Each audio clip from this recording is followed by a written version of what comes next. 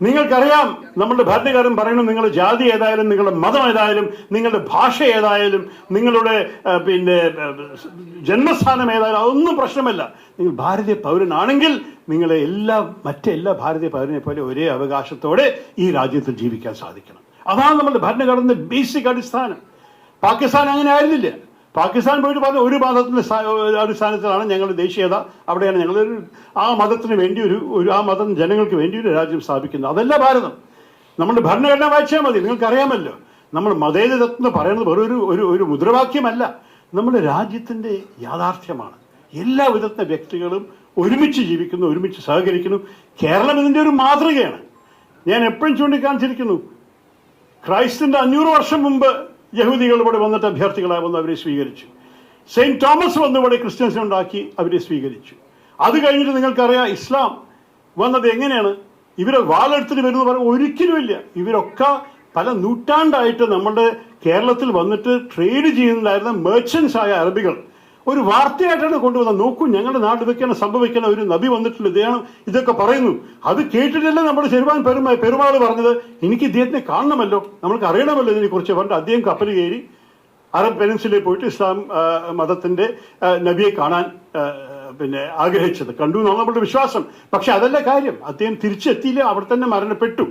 പക്ഷെ അദ്ദേഹം പോയതിന് തെളിവ് ഇന്നും കൂടി വളരുന്നുണ്ട്. ഒമാനിന്റെ സലാല കോസ്റ്റിന് താഴെ കേരളത്തിൽ നാളികേര മരങ്ങൾ നമുക്ക് കാണാൻ സാധിക്കും. അത് അറബി പെനിൻസുലയിൽ കിട്ടില്ലേ, ഇവിടുന്ന് കൊണ്ടുപോയതാണ് 7ാമത്തെ നൂറ്റാണ്ടത്തിൽ.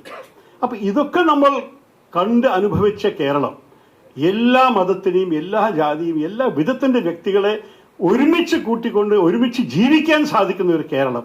ഇങ്ങനെയല്ലേ ഭാരതവും ആവേണ്ടത്.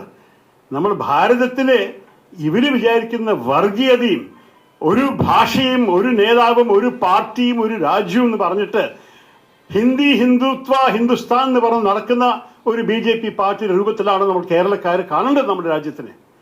അങ്ങനെ ആ വിശ്വാസത്തിനെ കുറിച്ച് എന്താണ് അവർ സ്ഥാനാർത്ഥികൾ ഇവിടെ കേരളത്തിൽ പറയാൻ പോകണം എനിക്ക് ചോദിക്കാനുണ്ട്. കാരണം അവരുടെ വിജയം ഇങ്ങനെ ഒരു ഹിന്ദു രാഷ്ട്രം കൊണ്ടുവരാനാണ് അവരുടെ ഉദ്ദേശം. അതവർ ഒളിച്ചിട്ടില്ല. ഭരണഘടനത്തെ മാറ്റണമെന്നും കൂടി ഒരു MP കഴിഞ്ഞ ആഴ്ച പ്രഖ്യാപിച്ചു BJPയുടെ. അപ്പൊ ആ സ്ഥിതിയിൽ നമ്മൾക്ക് ഏത് വിധത്തിന്റെ ഭാരതമാണ് വേണ്ടത്, ഏത് വിധത്തിൽ ഭാരതമാണ് നമ്മുടെ കുട്ടികൾക്ക് നമ്മൾ വിട്ടുകൊടുക്കാൻ ആഗ്രഹിക്കുന്നത്, ഇതും ഞാൻ എല്ലാ മലയാളി വോട്ടർമാരോട് ചോദിക്കുന്നു. അതും ഒരു തീരുമാനമാണ്. നിങ്ങൾക്ക് അറിയാം, ഭാരതത്തിന്റെ ബഹുസ്വരതയ്ക്ക് വേണ്ടിയിട്ടും കേരളത്തിന്റെ മൂല്യങ്ങൾക്ക് വേണ്ടിയിട്ടും നിങ്ങളുടെ ശബ്ദം എൻ്റെ ശബ്ദമാക്കി ഞാൻ പാർലമെന്റിന്റെ അകത്തും പാർലമെന്റിന് വെളിയിലും ദേശീയ അന്താരാഷ്ട്രീയ വേദികളിൽ സംസാരിച്ച ഒരു വ്യക്തിയാണ്. എന്റെ നിലപാടിനെ കുറിച്ച് ആർക്കും ഒരു സംശയവും ഇല്ല. സംശയം ഉണ്ടെങ്കിൽ 25 പുസ്തകങ്ങൾ ഞാൻ എഴുതി പബ്ലിഷ് ചെയ്തതിന് വായിച്ചു നോക്കിക്കോളൂ.